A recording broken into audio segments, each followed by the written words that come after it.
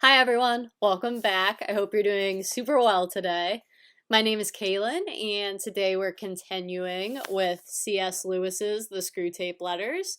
If you recall, we have read the first two letters, so today we'll be starting with letter number 3, which is addressed to Wormwood. Now, I don't know about you, but I'm finding it pretty funny so far, so I hope you're enjoying as well. Let's begin. My dear Wormwood, I am very pleased by what you tell me about this man's relations with his mother. But you must press your advantage. The enemy will be working from the center outwards, gradually bringing more and more of the patient's conduct under the new standard, and may reach his behavior to the old lady at any moment. You want to get in first, keeping close touch with our colleague Glubos, who is in charge of the mother, and build up between you in that house a good settled habit of mutual annoyance. Daily pinpricks. The following methods are useful. 1. Keep his mind on the inner life. He thinks his conversion is something inside him, and his attention is therefore chiefly turned at present to the states of his own mind, or rather to that very expurgated version of them which is all you should allow him to see. Encourage this. Keep his mind off the most elementary duties by directing it to the most advanced and spiritual ones. Aggravate that most useful human characteristic, the horror and neglect of the obvious. You must bring him to a condition in which he can practice self-examination for an hour without discovering any of those facts about himself which are perfectly clear for anyone who has lived in the same house with him or worked in the same office. Number 2. It is no doubt impossible to prevent his praying for his mother, but we have means of rendering those prayers innocuous. Make sure that they are always very spiritual, that he is always concerned with the state of her soul and never with her rheumatism. 2 advantages will follow. In the first place, his attention will be kept on what he regards as her sins, by which, with a little guidance from you, he can be induced to mean any of her actions which are inconvenient or irritating to himself. Thus, you can keep rubbing the wounds of the day a little sorer, even while he is on his knees. The operation is not at all difficult, and you will find it very entertaining. In the second place, since his ideas about her soul will be very crude and often erroneous, he will, in some degree, be praying for an imaginary person, and it will be your task to make that imaginary person daily less and less like the real mother, the sharp-tongued old lady at the breakfast table. In time, you may get the cleavage so wide that no thought or feeling from his prayers for the imagined mother will ever flow over to his treatment of the real one. I have had patients of my own so well in hand that they could be turned at a moment's notice from impassioned prayer for a wife's or son's soul to beating or insulting the real wife or son without a qualm. Number 3. When 2 humans have lived together for many years, it usually happens that each has tones of voice and expressions of face, of which are almost unendurably irritating to the other. Work on that.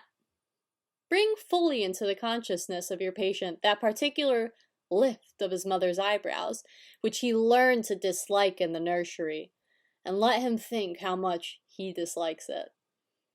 Let him assume that she knows how annoying it is and does it to annoy.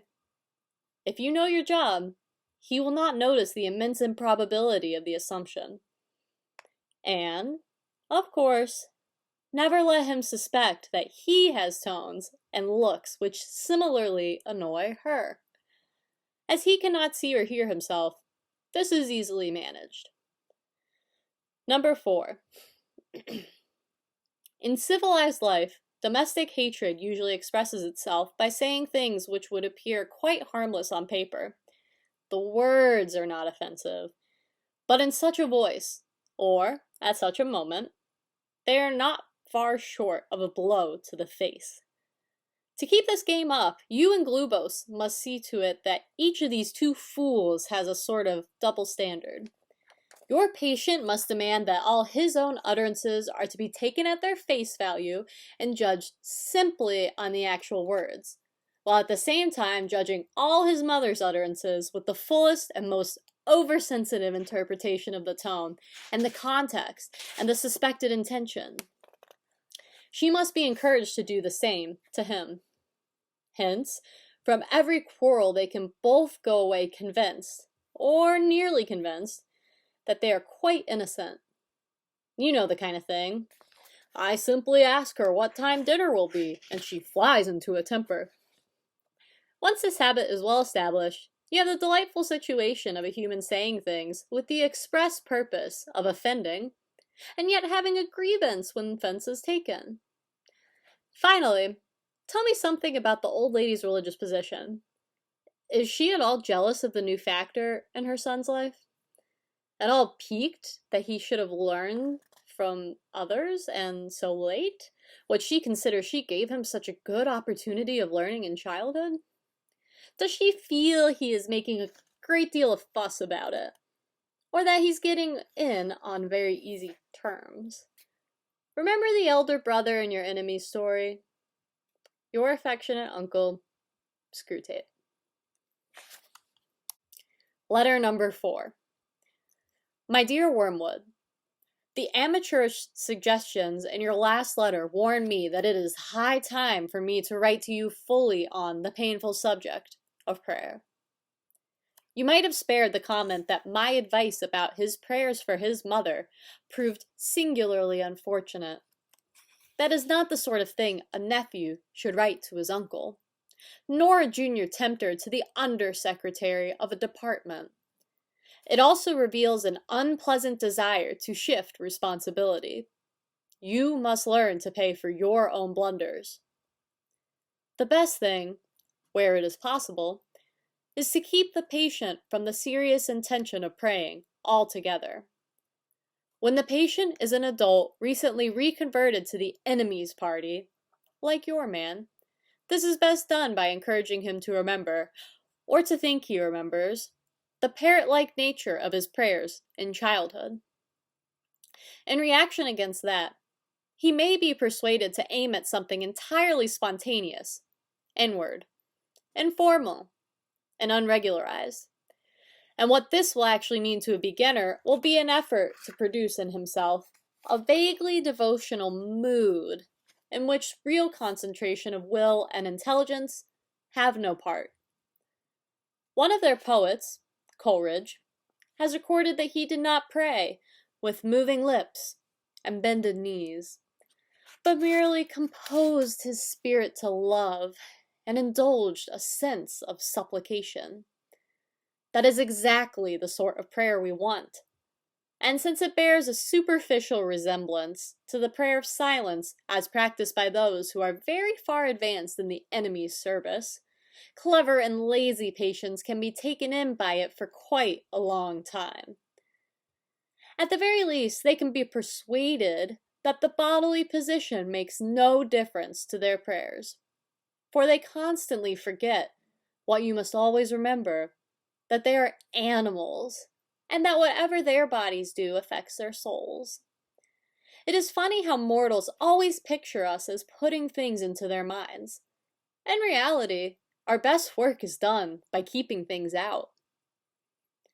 If this fails, you must fall back on a subtler misdirection of his intention. Whenever they are attending to the enemy himself, we are defeated. But there are ways of preventing him from doing so. The simplest is to turn their gaze away from him toward themselves. Keep them watching their own minds and trying to produce feelings there by the action of their own wills. When they meant to ask him for charity, let them, instead, start trying to manufacture charitable feelings for themselves and not notice that this is what they are doing. When they meant to pray for courage, let them really be trying to feel brave. When they say they are praying for forgiveness, let them be trying to feel forgiven. Teach them to estimate the value of each prayer by their success in producing the desired feeling. And never let them suspect how much success or failure of that kind depends on whether they are well or ill, fresh or tired at the moment. But of course, the enemy will not meantime be idle. Whenever there is prayer, there is danger of his own immediate action. He is cynically indifferent to the dignity of his position and ours as pure spirits and to human animals on their knees. He pours out self-knowledge in quite a shameless fashion. But even if he defeats your first attempt at misdirection, we have a subtler weapon. The humans do not start from that direct perception of him which we, unhappily, cannot avoid. They have never known that ghastly luminosity, that stabbing and searing glare which makes the background of permanent pain to our lives. If you look into your patient's mind when he is praying, you will not find that. If you examine the object to which he is attending, you will find that it is a composite object containing quite ridiculous ingredients. There will be images derived from pictures of the enemy as he appeared during the discreditable episode known as the Incarnation. There will be vaguer, perhaps quite savage and puerile, images associated with the other two persons. There will even be some of his own reverence, and of bodily sensations accompanying it, objectified and attributed to the object revered. I have known cases where what the patient called his God was actually located up into the left corner of the bedroom ceiling, or inside his own head, or in a crucifix on the wall. But whatever the nature of the composite object, you must keep him from praying to it, the thing that he has made, not to the person who has made him. You may even encourage him to attach great importance to the correction and improvement of his composite object, and to keeping it steadily before his imagination during the whole prayer. For if he ever comes to make the distinction, if he ever consciously directs his prayers, not to what I think thou art, but to what thou knowest thyself to be, our situation is, for the moment, desperate. Once all his thoughts and images have been flung aside, or, if retained with a full recognition of their merely subjective nature, and the man trusts himself to the completely real, external, invisible presence, there with him in the room, and never knowable by him as he is known by it, why, then it is that incalculable that may occur. In avoiding this situation, this real nakedness of the soul in prayer, you will be helped by the fact that the humans themselves do not desire it as much as they suppose. There's such a thing as getting more than they bargained for. Your affectionate uncle, Screwtape.